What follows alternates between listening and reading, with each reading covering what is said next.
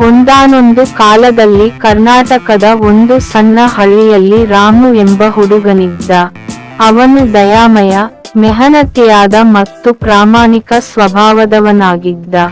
ರಾಮು ತನ್ನ ತಾಯಿತಂದೆ ಜೊತೆ ಒಳ್ಳೆಯ ಜೀವನವನ್ನು ನಡೆಸುತ್ತಿದ್ದ. ಅವರ ಕುಟುಂಬ ಬಡವಾಗಿತ್ತು, ಆದರೆ ತೃಪ್ತಿಯಿಂದ ಜೀವಿಸುತ್ತಿದ್ದರು. ಒಂದು ದಿನ ರಾಮು ಕಾಡಿನಲ್ಲಿ ದಾವಟು ಹಿಡಿಯಲು ಹೋಗಿದ್ದಾಗ ಹೆಜ್ಜೆಯ ಮುಂದೆ ಗೋಚರವಾಯಿತು ಒಂದು ಹೊಳೆಯುವ ಚಿನ್ನದ ನಾಣ್ಯ. ಆತ ಅದನ್ನು ಎತ್ತಿಕೊಂಡು ಯಾರು ಅದು ಕಳೆದುಕೊಂಡಿರಬಹುದು ಎಂದು ಸುತ್ತಲೂ ನೋಡಿದ. ಆದರೆ ಯಾರೂ ಅಲ್ಲಿರಲಿಲ್ಲ.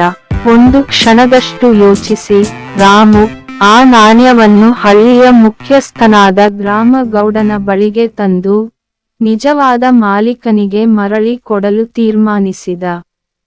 ರಾಮು ಗೌಡನ ಮನೆಗೆ ಹೋಗಿ ನಾಣ್ಯವನ್ನು ಕಂಡುಹಿಡಿದ ಕತೆ ಹೇಳಿದ.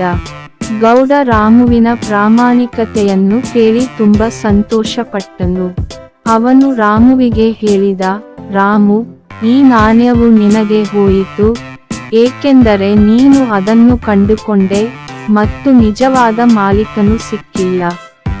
ಆದರೆ ನಿನ್ನ ಪ್ರಾಮಾಣಿಕತೆಯನ್ನು ನಾನು ಮೆಚ್ಚುತ್ತೇನೆ. ನೀನು ದೊಡ್ಡ ವ್ಯಕ್ತಿಯಾಗಿ ಬೆಳೆವೆಯೆಂದು ನಂಬಿದ್ದೇನೆ. ಆದರೆ ರಾಮು ಗೌಡನಿಗೆ ಕೃತಜ್ಞತೆಯನ್ನು ತೋರಿಸಿ ಆ ನಾಣ್ಯವನ್ನು ಇಟ್ಟುಕೊಳ್ಳಲು ನಿರಾಕರಿಸಿದ. ಈ ನಾಣ್ಯವನ್ನು ಹಾಳುಹೋದವರು ಇದ್ರೆ ಅವರಿಗೆ ಇದು ಬಹಳ ಮುಖ್ಯವಿರಬಹುದು. ದಯವಿಟ್ಟು ನೀವು ಇದನ್ನು ಸರಿಯಾಗಿ ಇಟ್ಟುಕೊಳ್ಳಿ ಅಂದನು ರಾಮು.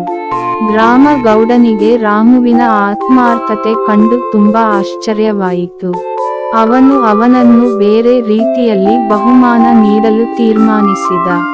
ಅವನು ಈ ಘಟನೆಯನ್ನು ಎಲ್ಲ ಹಳ್ಳಿಗಾದವರಿಗೂ ತಿಳಿಸಿದ.